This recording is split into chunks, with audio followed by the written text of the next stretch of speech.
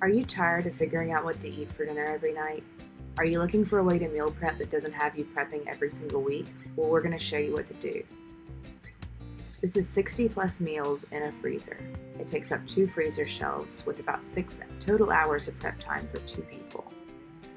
These meals microwave from frozen in about 8 minutes and 30 seconds and taste just as good as when you put them into the freezer.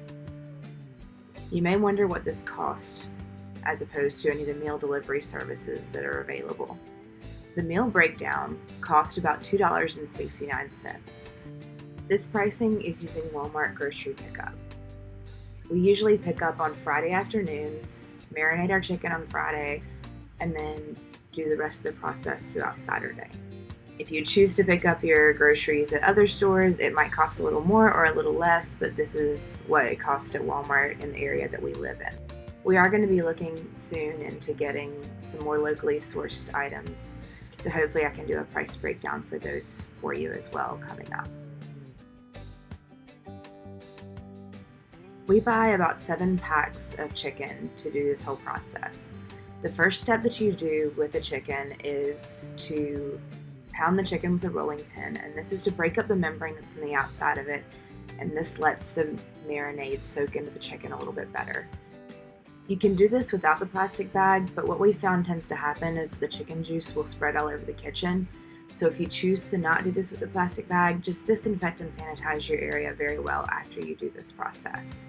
Then you're going to put your chicken into whatever container that you're going to marinate in. For this video, we're using plastic bags, but we have since switched to other containers that are more sustainable.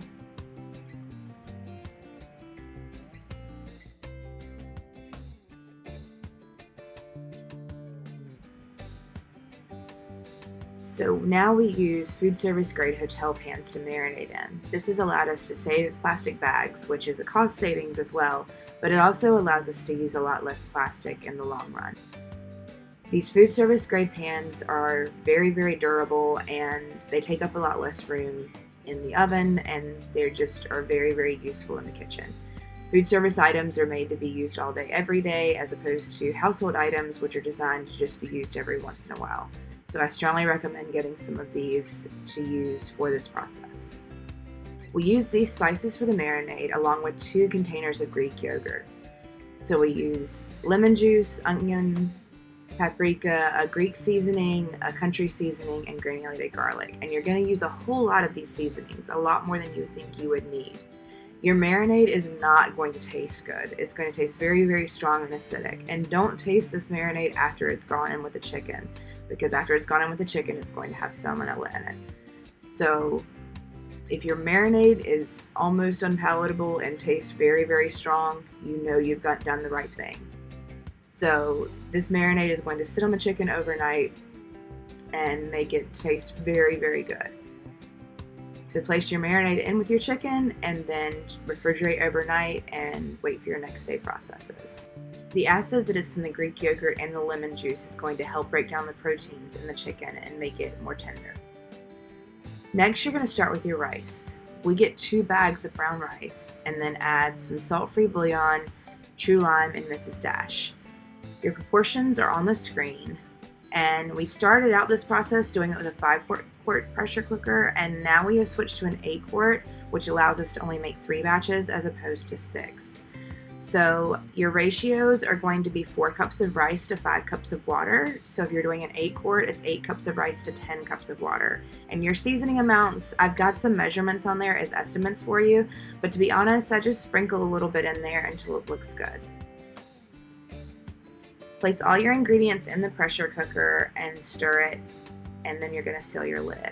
I found that the spices distribute a little bit better if you put them in there and stir before you add your water. Then you're going to set your pressure cooker for 15 to 16 minutes, and that is plenty of time to get your brown rice done. If you don't have a pressure cooker, check out the How to Prepare Grains video on this channel, and it'll show you how to make this rice in the oven. Once your 16 minutes is up, which will be longer than 16 minutes because it takes a bit for your pressure cooker to build up pressure, you're going to let it release naturally or use a wooden spoon to turn your vent, and then you're going to open your pressure cooker, put your rice in a container, and then reload your pressure cooker. Refrigerate your cooked rice very, very quickly, because not refrigerating your cooked rice quickly can put you at risk of Bacillus cereus, which is a foodborne illness. So always refrigerate it as quickly as you can. To keep your timing correct, after you started your 4th load of rice if you're using a 5-quart pressure cooker, or after you start your 1st load of rice in an 8-quart pressure cooker, you're going to start your process of making your broccoli. I use 8 4-inch half hotel pans. You can get these pretty cheaply on Amazon, and it is definitely worth the investment if this is a process that you're going to do often.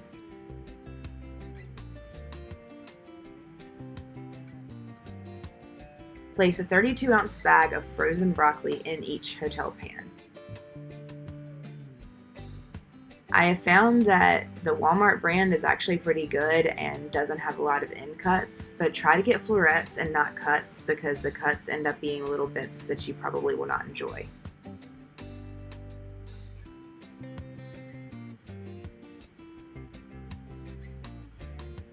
Drizzle each pan with about 2 tablespoons of olive oil.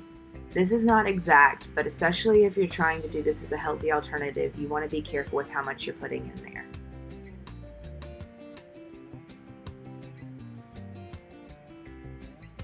I sprinkle each one with a little bit of True Lemon. These seasonings are really awesome if you're trying to watch your sodium. These meals have no added sodium. Each of the seasonings that we're using, we're not trying to add any salt to this, just to keep blood pressure levels down. And then you're going to sprinkle each one with a salt-free Greek seasoning. Greek seasoning tastes really, really good on the broccoli.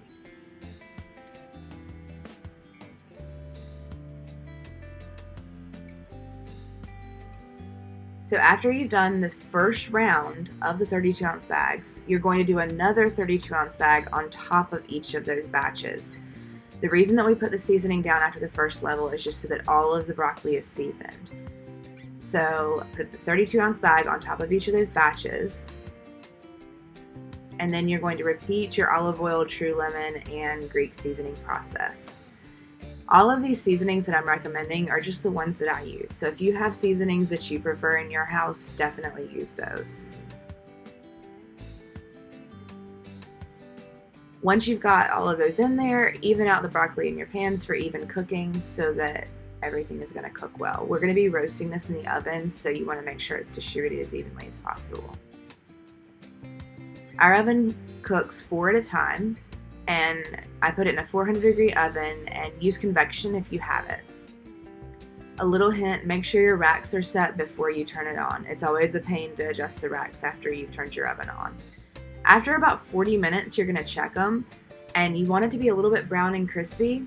And the easy way to check to see if it's done is just if a fork slides in easily.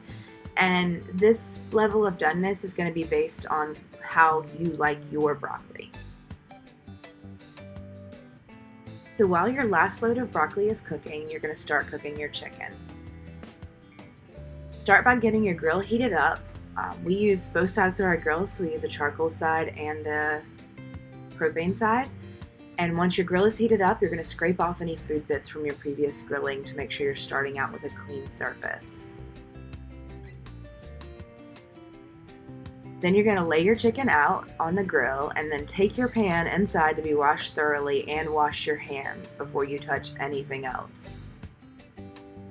This is going to prevent any salmonella contamination.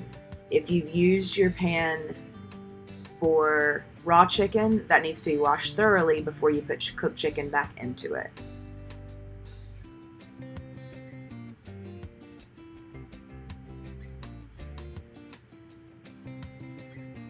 We had about 3 bags of chicken, and about 1.5 of those bags fit on the grill. After a little bit, you're going to flip your chicken, and you'll know that it's ready to be flipped when it releases pretty easily from the grill. That means that enough of a char has been created that it's going to come up easily.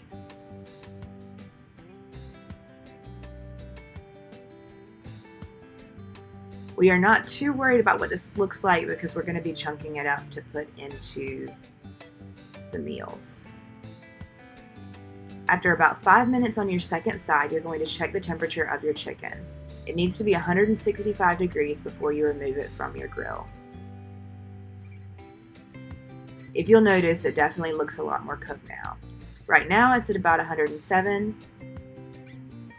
as you can see from the thermometer. So we're going to give it about 2 to 3 more minutes. We came back and checked it, and it was about 155. Check your biggest pieces because those are going to be the ones to get cooked the latest, but also check your smaller pieces because you may be able to pull those off already. These are now 165, so we can start pulling them off the grill. Once one has reached temperature, check them all, and any of the underdone ones, you want to move them to the hotter spots on the grill where the ones that were done were.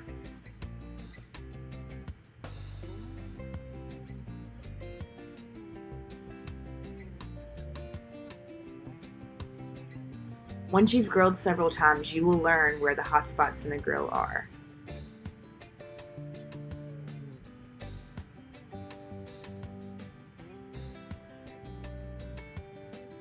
Once your meat is done, you're going to take it off the grill and cover it with foil as quickly as you can once it's reached temperature.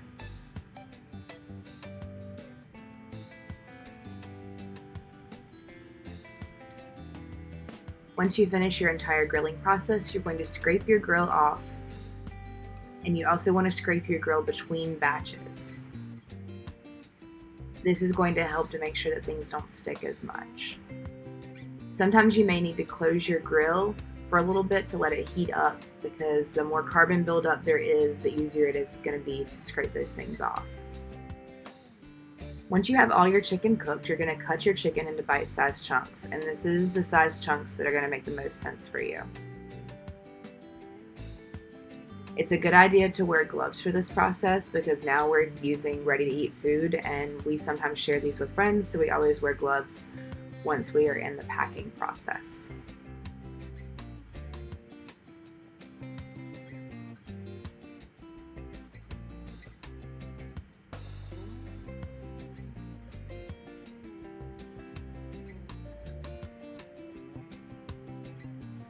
Any juice that you have remaining in your pans, you want to pour that over top of your chicken just because it's going to prevent the chicken from being dry.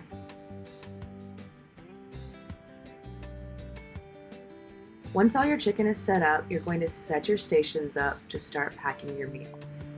This is a setup that works best for us, where rice is on one side, broccoli is on the other, and the chicken is in the middle.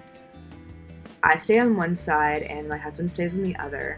And then we have the lids on his side and the containers on mine.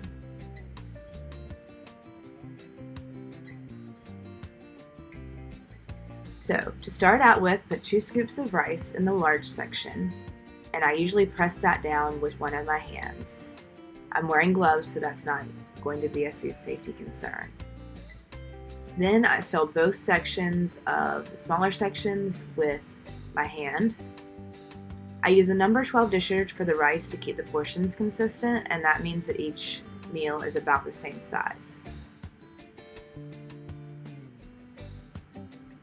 Then I send those over to my husband, and he puts 4.5 ounces of chicken on each meal. I work in sets of 5 to maximize efficiency. He is weighing the chicken on a kitchen scale with a paper bowl. The bowl is tiered out so that it's 0 when the bowl is on there. So the second person is going to weigh the portions of chicken. 4.5 ounces of chicken seems to be enough for us. Then the person on the other side puts the lids on and stacks them up. You may be thinking that this process wouldn't work for you because you can't eat the same thing for dinner every night. But you could very easily make this work for you by changing up each of the pans of broccoli for different vegetables, switching up the starches for things like quinoa or potatoes, and changing up the proteins for things like lean beef and lean pork. You keep on packing until you run out of one or more items. Whatever leftovers we have, we usually turn into soup, or if we have leftover chicken, we'll turn it into chicken salad. The entire packing process for 60 meals usually takes 25 to 30 minutes at the most. You can see the stack of meals growing on the top left of the screen.